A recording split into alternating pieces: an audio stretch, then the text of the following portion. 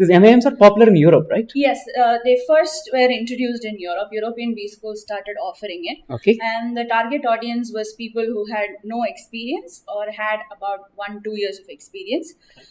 What percentage of students without experience will be joining them? At least 40% of the class, or I should say on average, 40% of the class for these programs would be people who are just out of college and who Zero have experience. Zero experience. Guys, so if you're in college, you should be targeting that. Right. Another 40% of the class would probably be people who have 1 to 2 years of work experience. So about 80 to 90% of the class is going to be people who have less than 2 years of experience. So it's not only for those who are still in college.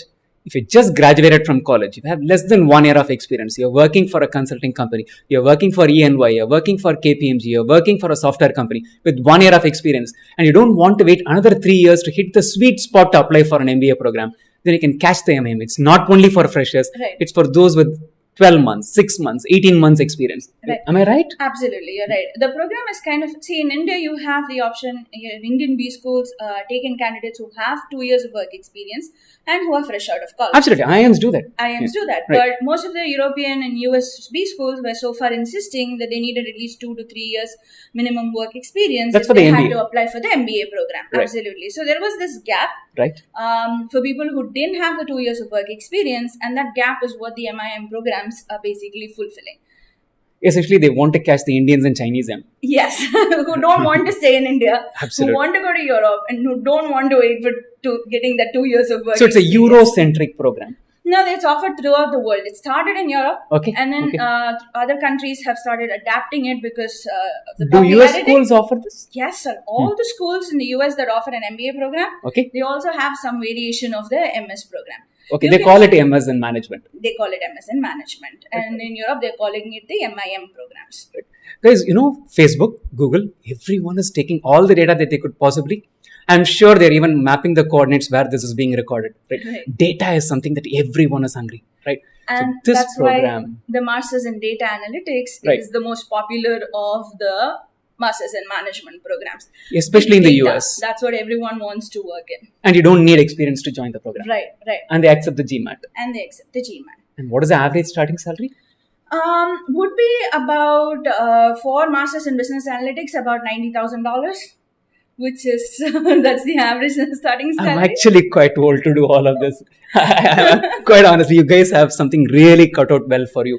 And try these the thing, programs. For a lot of US business schools, the average starting salary for an MBA program would be around $110,000. So just give you the benchmark. You have no experience.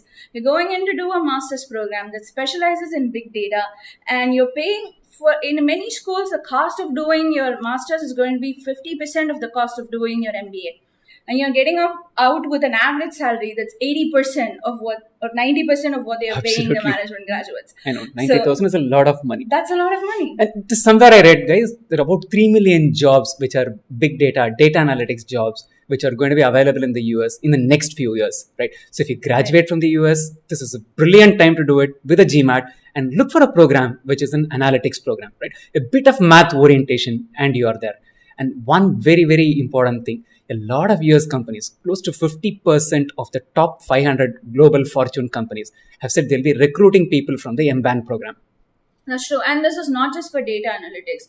Masters in management programs are basically about specializing in what you want to do, whereas an MBA program is more of a generalist role, preparing for a generalist role. So you have masters in finance, in supply chain management, in marketing, in information technology. You can specialize in hospitality management. There are different options out there for whatever industry you're looking to focus on. Almost as much as what you have for an MBA, right? Whatever you stated is available for an MBA, it's also available in this case. And some of these MS in management programs, believe me, they have a GMAT requirement, which is higher than that for an MBA itself. For an instance, look at this school, Granite Business School, Purdue University. Their average GMAT score or the median GMAT score for an MBA program is about 640. It was 640 for the students who got in 2017.